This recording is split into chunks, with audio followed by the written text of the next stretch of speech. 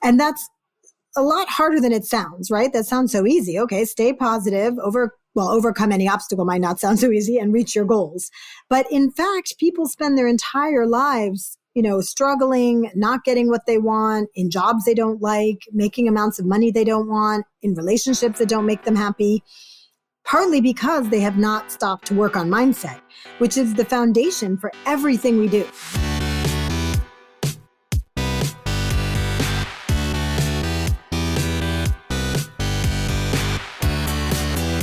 You're listening to The Successful Bookkeeper with your host, Michael Palmer. Listen each week as inspiring guests share their secrets of success to help you increase your confidence, work smarter, and build a business you love. This episode of The Successful Bookkeeper is brought to you by PureBookkeeping.com, the proven system to grow your bookkeeping business.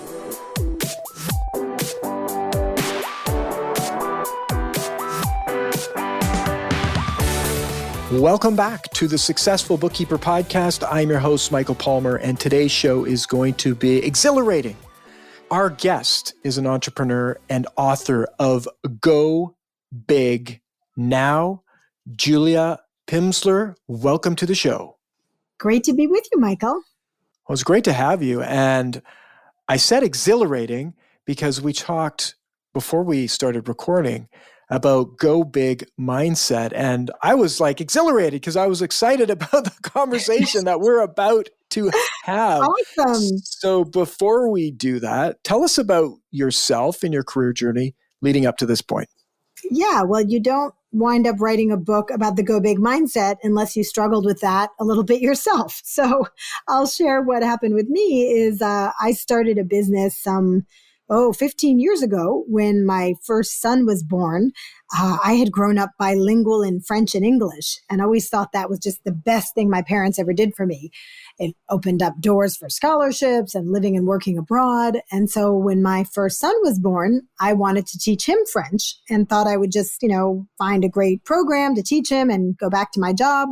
But it turns out there was nothing on the market to teach little kids a foreign language, even though that's the age when they learn best, is 0 to 6.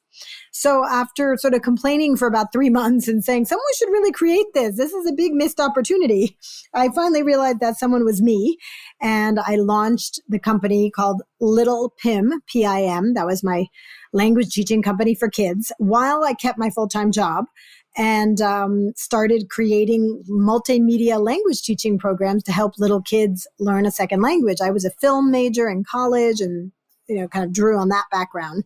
But what happened was I ultimately sold enough of it that I quit my job and started doing it full time and went just pedal to the metal on this business for about 4 years, working what felt like night and day while also giving birth to my second son. And my husband was not like working on Wall Street, making gobs of money. I was like one of the primary breadwinners.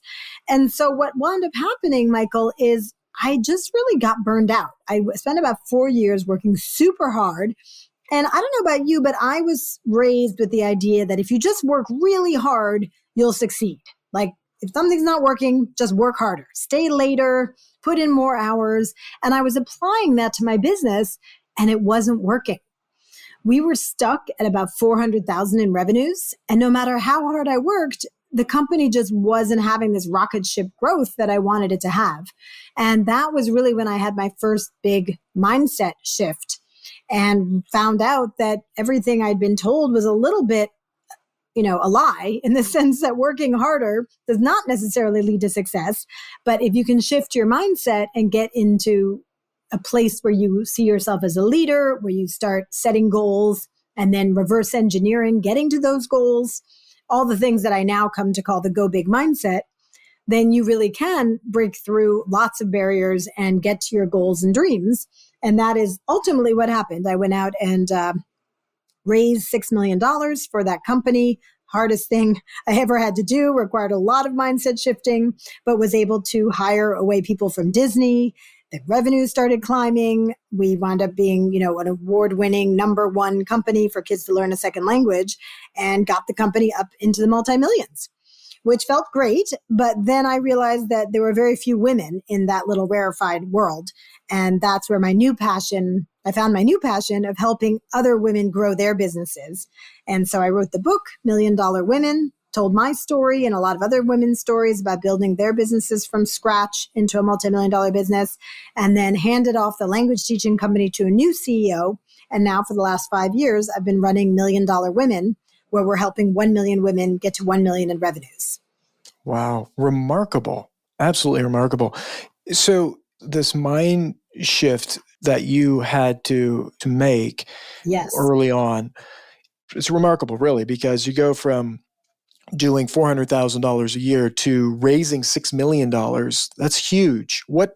How did you make that transition? Well, for one, I had a lot at stake. And I start with that because, as a coach, people often come to me with these big goals and dreams.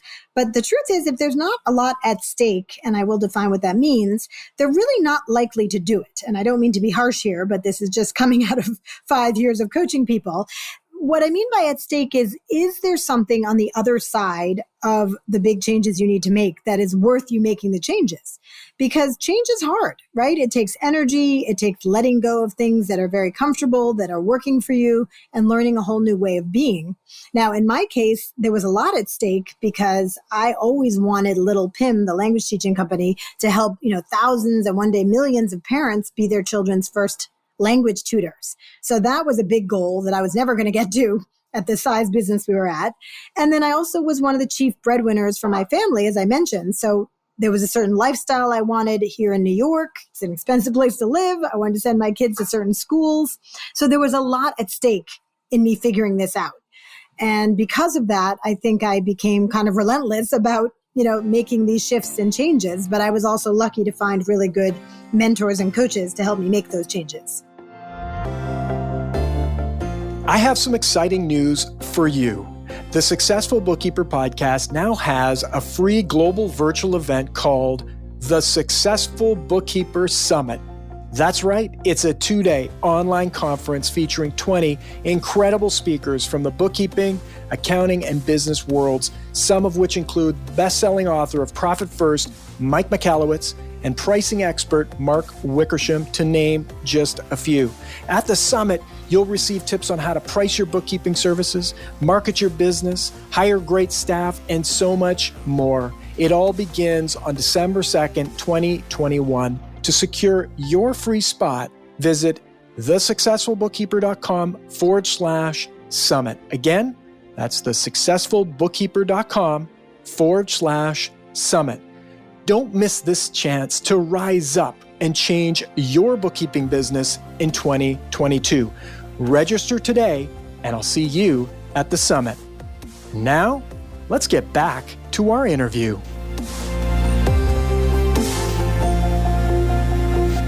That likely is one of the key components here is having something at stake. If someone doesn't have something at stake, even getting something at in their mind that's that big that it would have them go and do something and step beyond their fears, like you did, to raise $6 million. It's got to be, in my opinion, almost extracted out of them. I mean, there are people who naturally just find those things and they're like, this is so clear to them that they have these things at stake and they go do the work to get there. But many people, like you say, you've coached many people, and if they don't have something at stake, they're not going to make the change or do the things they need to do. So if someone's sitting there going, yeah, well, I'm stuck, I would like to go beyond that. How does that how do they get there?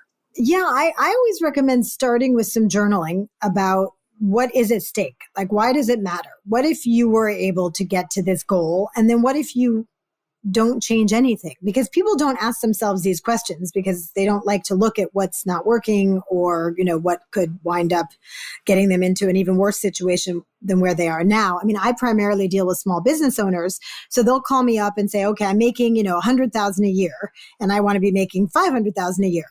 So we don't start with what's at stake, but we eventually get to what's at stake. I always ask, questions about their business and how they make their money and all that. But I would rather take someone on as a client who has a lot at stake and doesn't have a lot of business training than someone who's had an MBA but doesn't have a lot at stake, right? Because they're going to get frustrated along the way and probably quit or give up if they don't have a lot at stake. And so the way you can do this at home is, write about what you'd like to have. And this people are pretty good at, right? Identifying, I want to move into a bigger house. I want to have money to go on nice vacations. I want to be able to shop online without worrying about, how much I'm spending. I don't know what it is for you listening, but you know what it is. That you're probably pretty good at, but you can write down a few of those things. But then write down below that, what is at stake? So what if you don't grow your company? Back to the example I was giving of the person at 100,000. What if you just stay at 100,000? And it's fascinating when I ask women this question, Michael, what comes out? Because they haven't really thought about it. Also, we all know that not all businesses grow. Sometimes businesses shrink, right? Which is another thing we don't like to think about, especially if we've been in business for quite some time, or the market is changing, or we don't have the right marketing strategy. We might really need to make changes before things start getting a lot worse. So when they think about, well, what's life going to look like a year from now if I don't change anything? I keep making 100,000, or maybe I'm only making 70,000 now. That's when the really good stuff comes up, right? And it's like, oh, wait a minute. I'm not going to be able to put away money for retirement. Oh, I'm not going to be able to move from this house. Sometimes these women are saying, I'm not going to be able to put my daughter into the special education school that I know she needs. I mean, really big things at stake. You would be surprised what you can get done and the mindset shifts that you can have when there's a lot at stake. And I tell some of those stories in my new book, Go Big Now, because some of them are quite baffling. I'll just share one right now, which is there was this mountain climber, Jim Davidson, who I had the pleasure of hearing speak here in New York, who was climbing on Mount Rainier with his climbing partner some 10, 15 years ago. And they fell into a 90-foot ice crevasse, like a deep ice pit, 90 feet deep. Tragically, his partner died on impact. So he's now at the bottom of this ice pit with his partner who's dead at the bottom. And he's got these like really basic tools that they've been using all day that are not at all for climbing out of a 90-foot, 90-degree also ice pit.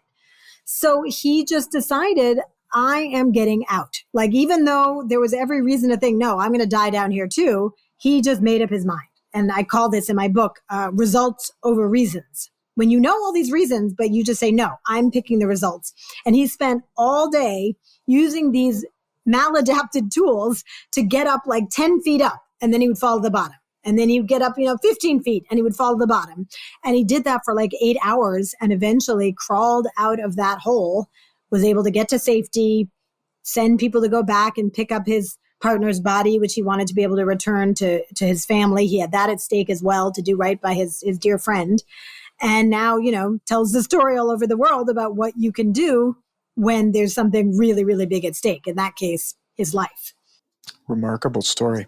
Kind of gives you chills, right? Literally, with the mountain the snow. Oh, yeah, absolutely. Yeah. Yes. So what is there like that in our lives right now, right? Where we've been buying these reasons when in fact, if we committed to the results, we would just figure out a way.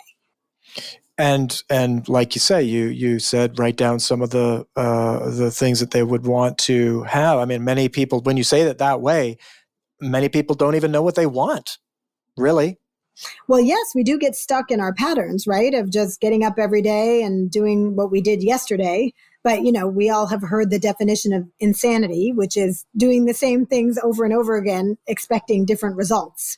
And I do find, most entrepreneurs are stuck in that. They're just head down at their desks, doing everything the same way they did yesterday, hoping, right, that that's going to one day lead to more money, when in fact, the evidence has already shown that that's going to lead to these results, the very results you have. And I can say that because that's what was happening for me, in my language teaching business for those first few years.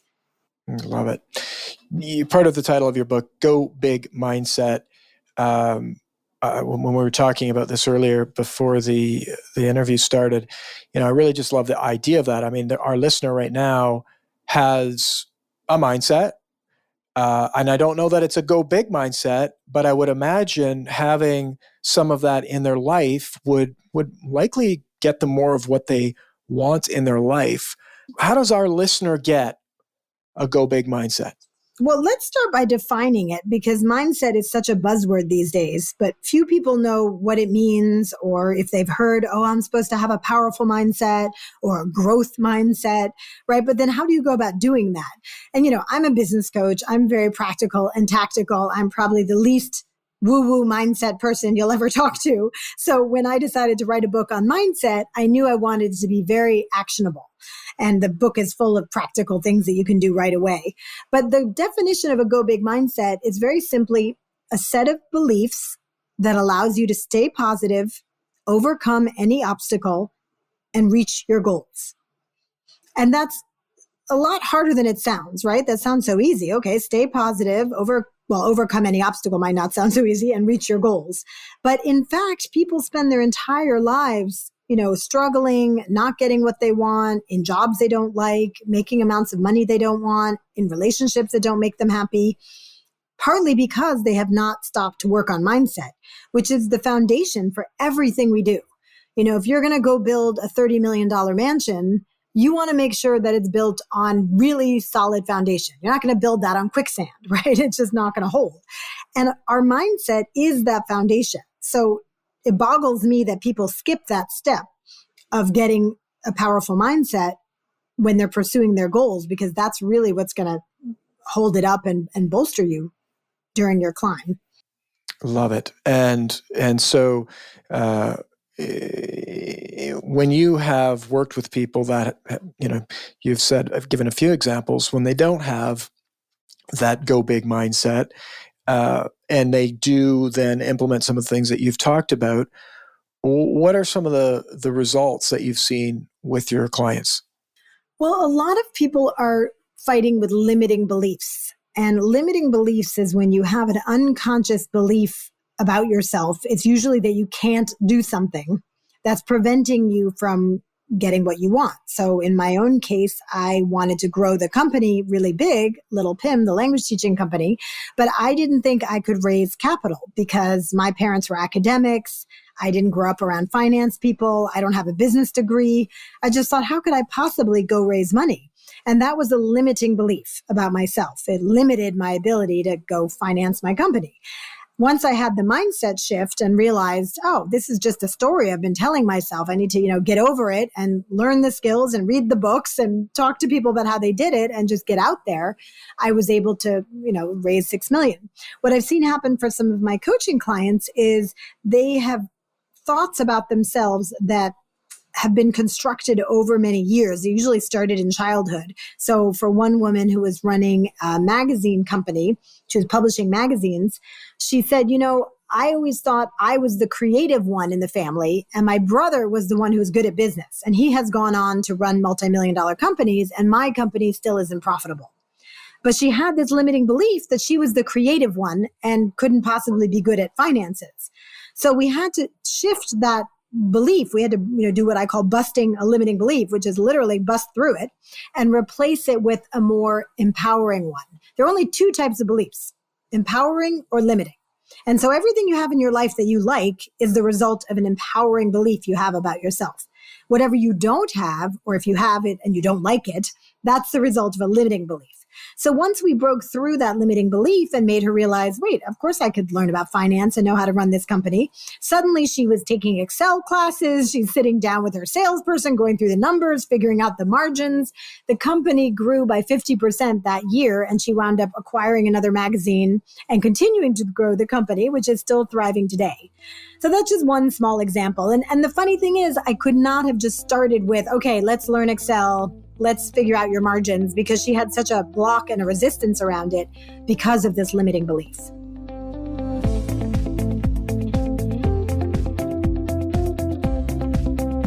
It's just so exciting because there's so much opportunity. And I imagine the person that you told the story of, she has a lot more fun doing what she's doing because she's removed this limiting belief, and she can go and create her future and her dream in her life.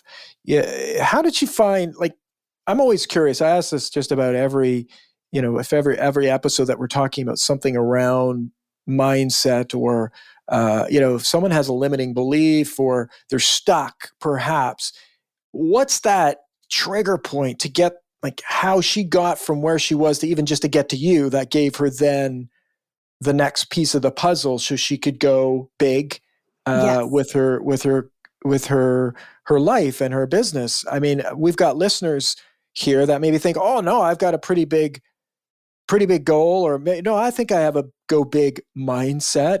But if you put them next to someone who's got a, it's like it's all relative, right? Yeah, it's a great question. Well, one thing you can ask yourself the question, how's that working for you? Right? Because wow, if it's that's a stinger. working, right? No, I love that. If it's working, keep How's it. that working for you? How's that working? That's it. That's the magic question, Michael. It's kind of all you need. Okay, listener, you got your business. How's that going for you? Right? Or how's that going for you? How's that working for you? Right? Like it sounds better. Yes. Yeah. How's that working for you? How's that working for you? Is this working? Like, for instance, with her, for a while, it was working to be the creative one. She started a magazine. She loved overseeing the layout. It was so fun. But guess what? When your bank account is negative every month, that's not working for you anymore, right? So it stopped working for her. But I will tell you that you can't really change a limiting belief until you realize, okay, this isn't working for me anymore. Like when people call up and they're not in a lot of pain, I kind of know where the conversation's going. Like I'm going to give them some advice. They're going to say, oh, this is great. There's a lot to think about, right?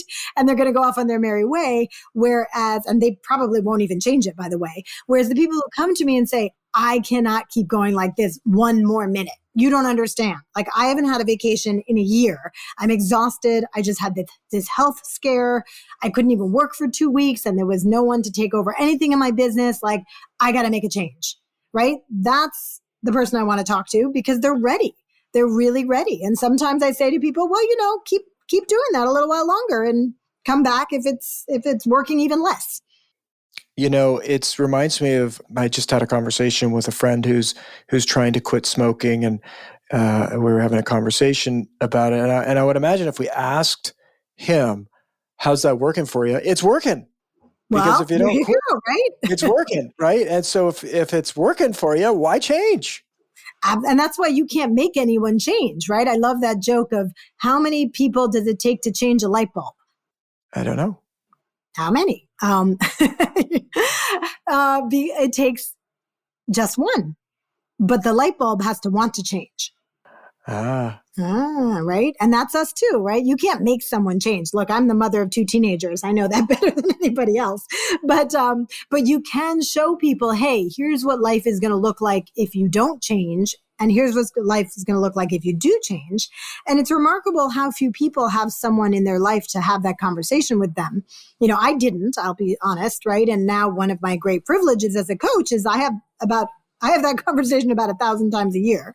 And every time it's fascinating for me because I'm really interested in, why do people do what they do? If it's not working for them, why are they doing it? And why don't they just change it? And if you can help them make that change, it's exhilarating. I mean, I have the best job in the world, helping people kind of remove obstacles, most of them self-imposed, to be honest, right? So they can just have that clear, open highway and go after their dreams. It's having the grace to be able to allow someone to have a different view and provide that feedback and be open to it. It's a gift, and not everybody's ready for it or wants it. But I often, as I age, I find myself going, gee, I don't know everything. So it's like, yeah, show me the way. I'm like, big part of my life. I'm like, I can do it. I can figure it out. It's like, just show me the way. I'm ready. Yeah, I get you on that. I mean, I've been using coaches, for the last 10 years, and now it's just like a habit. Like anything I want to do, I'm just going to hire a coach because that's always the fastest way to get there. I mean, I became a coach because I had such incredible coaches who helped me to leapfrog a lot of, learning curves I would have had to go through painstakingly on my own and just leapfrogged right over them, right? To raise venture capital, to become a speaker, to write my books, so I'm kind of paying it forward now. The other piece I wanted to share about Go Big Now, my new book, is that I was very interested in what do all successful people have in common from a mindset perspective? What are they doing? So I looked at top CEOs, billionaires, politicians, Olympic athletes. We read all these books about what their business strategy was, but they have a certain mindset that allowed them to go for it and to stay on track even when everything went wrong, which it pretty much does for anybody who tries to go big, right? So many things are going to go wrong. How do you get through that? And so that's what I was trying to bring to my readers in Go Big Now, is to distill down everything I learned from all of these successful people into just 8 mindset practices that anybody can do and get started right away, feeling some of the shifts and some of the benefits that successful people know these things bring to their lives. Oh, it sounds remarkable. So the book goes into and shares some of those stories as well as unpacks some of these tips that we've already been talking about today, which, I mean, these have been remarkable already. You do, I know, mention the 8 essential mindset tips. And is that part of Go Big Now? Yeah, the structure of the book is that every chapter is a different mindset practice that you can learn right on the spot and start using right away. And these are the very things that Olympic athletes and CEOs are using. So as another example, the first one I teach is called Mind the Gap. And this is sort of very foundational in mindset work. If you start studying with any mindset teacher, this is where it all starts. And Mind the Gap, I created the name, but the concept is out there, which is that you can't control what happens to you, but you can control the meaning you make of it. And that's the very foundation of mindset work. So if you go to London and you're waiting for the London Tube, their version of the subway, there's a voice that announces every 10 seconds or so, mind the gap, right? They don't want you to fall in that gap between the platform and the subway. So I took that as a device just to help us remember to do this, because this is something, it's a lifelong practice to get really, really good at this. I have to remind myself all the time, right? You send an email to someone, they don't answer. The next thing you know, you've got this whole story going, oh, they don't want me on their show. They changed their mind. What I said last time so offended them, they'll never talk to me again.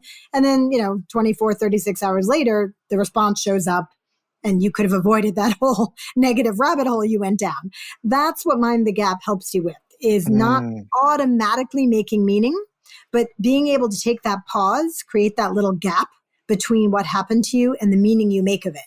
That is really foundational in mindset mastery. And that's why it's the first practice I teach in the book. Well, I will tell you, in my opinion, that one thing, if our listener just put that into their life, just that one tip out of the book, it would be likely incredible for their business, for their sales, for their life. Because I can't tell you how many times I've been speaking with our community. We're talking about people, and often they'll have challenges with sales. I mean, that's always a big one for any industry. But it's like, I sent the proposal and they never got back to me. They didn't want to work with me. It's like, oh, how do you know? Did you ask them? And it's like, no, they made the action meaning. What if their computer blew up? What if your email went into spam? What if they just got busy, right? What if they got busy? Did you call them back? Michael, I have a good friend who I said, my new book is out. I'd love you to have me on your show. And she's like, okay, yeah, I'll think about it, but then I never heard back from her. And then I was on a bunch more shows, a bunch more podcasts. So I sent her a second email, hey, I've been on all these podcasts. I'd love to be on your show. No response. And then I thought, oh boy, I really pushed it too far. Now she thinks I'm just being a pain. But I really wanted to be on the show, and she's a friend. And I just thought, well, wait, maybe I'm wrong. Maybe she just missed it. And so this was hard even for me, right? And I'm a trained mindset expert. I teach this stuff. This has happened 2 weeks ago. I wrote a third email where I took the email I'd sent, I forwarded it, and I just put a little topper on that said, hey, in case this is buried in your inbox, bumping this to the top. Got a response same day. Oh, thanks for bringing that to my attention. I don't know where that went. Yeah, you know what? I have an opening next week. Do you want to be on the show next week? That's what I'm talking about. Boom. And so that right there is absolute gold. And what people do with that then is you don't make it mean anything. And then you can, it's like it's a blank slate. I mean, it's right. Just, you can take so much more action. But there's an even deeper level, Michael, which is what is the mindset you're bringing to when you put things out into the world, right? Because usually people who are hesitant about doing follow-up are people who haven't fully owned their value yet, right? Because if you fully own your value, which I've done a ton of work on, then you feel like, of course, they would want to hear from me. I mean, I actually truly believe that anyone I work with, their life is going to be worse if they don't work with me and better if they do. And that's not just some BS sales thing I say. I truly believe that. So if you truly believe that, why wouldn't you give them another chance? right? To work with you. They just missed it by mistake, maybe. And if their life is going to be worse if they don't work with me, and this counts for bookkeepers, for mindset coaches, for anyone who's selling anything, then why wouldn't you reach out a second or third time? Worst they can say is, oh no, you know what? I'm good. Actually, I don't need anything right now. Well, it's beautiful how you've said it. And if you think about it, if you believe that truly, I mean, from a bookkeeper's perspective, our listener right now, literally the conviction, I mean, think of finances in people's life. And if you work with me, your business finances are going to be worse than if you work with me. I mean, this has implications to what the food they put on the table. I mean, right? we're serious. It's like someone's drowning. We need to throw them a life preserver here. Oh, so many people are having terrible bookkeeper experiences. I mean, I know from my community. And then when they find the right person, I mean, they're so excited. They're like yelling at it from the rooftops. We have someone who just posted in our online community, $1 Million Women community, I love my bookkeeper. And she was just like, I have to share this story. And, putting the information for our whole community because she had had such a bad experience and then found this person. Her life really was better. And I just started working with a new finance person and we were on the call yesterday. And we were laughing and having fun. And I thought, oh my God, wait, this can be fun. My prior person got the job done, but we didn't have that kind of synergy that I have with the new person. So if anyone listening hasn't fully owned it yet, the value they bring to the table, please let this be your sign.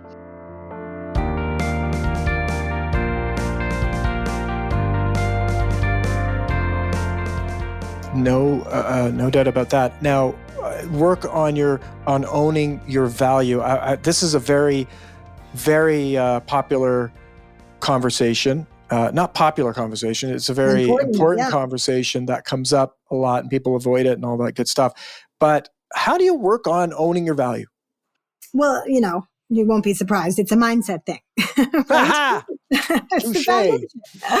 Because, doing this work, here's what I liken it to. Okay, a lot of people say, I need to go to the gym and do Pilates or get on the rowing machine or take a spinning class because I want to be strong. And sometimes they talk about wanting to have core strength. Do you know that term, Michael?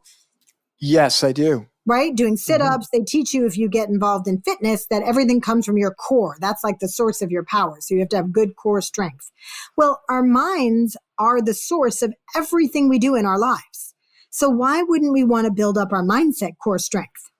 Right? We know everything's not going to go perfectly the rest of our lives. And if we didn't know, we just got a really big wake-up call called the pandemic, right? The people who got through the pandemic still staying positive, still helping others, still keeping their business afloat, still taking care of their teams, were the people with a powerful mindset. So I really highly recommend that everybody look into how can I build my mindset core strength, because you'll use it today, but you might also really need it a month from now, 6 months from now, whenever it happens that something goes really wrong and you have to really draw on that. But even before something goes wrong, it's what gives you that foundation and that buoy to go after your dreams. You can't identify anyone out there who's reached success who hasn't either done conscious mindset work or just happened to get so lucky that they were raised in a way that these messages were imparted to them without them even having to go do it. Right? Like Oprah is a great example of someone who had to really work on her mindset. She was born very, very poor in the South. She didn't have a lot of family support. She was sexually molested at the age of 9. They thought that she was crazy. She was put in a mental institution. Things were not on a great path for Oprah Winfrey. She then tried to become a news anchor. They said, you're too fat. You're not the right color. Like so many no's. But she had this powerful mindset. And her conviction was, I was put on this earth to help millions of people. So I am just going to overcome all that, not listen to any of these people, and follow my North Star and become that person. And that's exactly what she did. So, in your darker moments, if you're in your moments when you're doubting, you can just think, read about Oprah. I shared her story. I shared many other stories in my book. And that is a mindset best practice, is to read stories about people who've overcome formidable odds. Because we can start telling ourselves, oh, it's too hard, I can't do it. And then you read stories about, Stephen Hawking and the guy in the 90-foot ice crevasse, and you realize, okay, wait, maybe I can. It's such a remarkable story. I mean, the Oprah story and the crevasse. I mean, I'm excited about tucking into your book. I am so excited about our listener. I mean, so many of them are females, and this is not a book just for females, but definitely it's one of the things that you work more closely with are female entrepreneurs. And there are not that many female voices in the mindset space, so that was something that drove me to want to write the book as well. I mean, I had to use all my own tricks and practices to get this book written because, it was hard. I had to wake up at 5 a.m. all the time. I got a lot of rejections from publishers. But, my big North Star was I don't want everybody who studies mindset to only be learning from a small group of white men in their 50s and 60s, right? There needs to be more diverse voices everywhere in our society, but especially in mindset. As women, we have some very different issues than men do sometimes. And I've learned so much from reading books written by men. Why can't men learn so much from books written by women? So that was kind of the challenge. They would be smart too.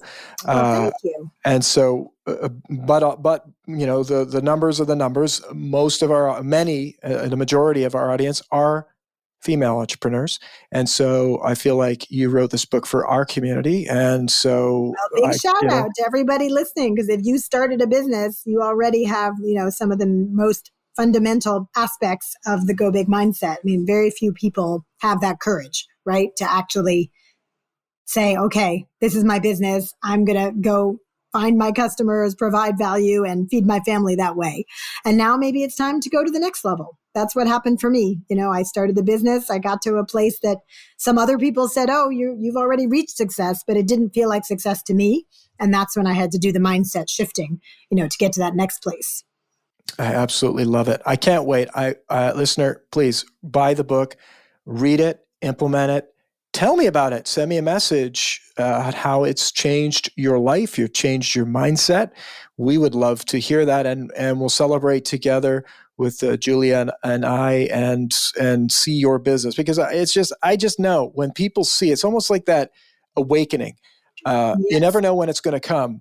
But this conversation right now for our listener might be a bit of that awakening. It's like, it's not working for me. And so that is the opportunity to seize. And this sounds like a great guide to help bring some mindset. And then, of course, you have all sorts of other programs. Maybe tell us a little bit about where they can learn more about you and your programs. Oh, thanks, Michael. This has been a great conversation. I would love to hear where, reading the book and doing some of the exercises takes your listeners. We have a free workbook that you can download from my website once you buy the book so that you can journal about all these things.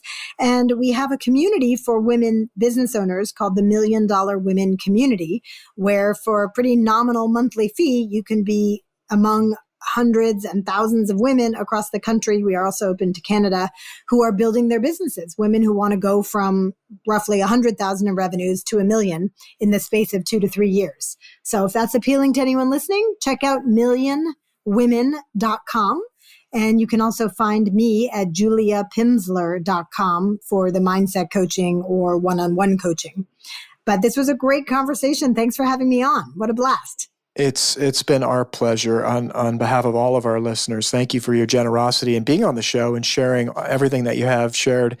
And sounds very exciting. We'll, of course, have all of the links to your programs and your book in our show notes for our listener. Fantastic. Beautiful. Well, thank you again. And with that, we wrap another episode of the Successful Bookkeeper podcast. To learn more about today's wonderful guest and to get access to all sorts of valuable free business building resources, you could go to thesuccessfulbookkeeper.com. Until next time, goodbye.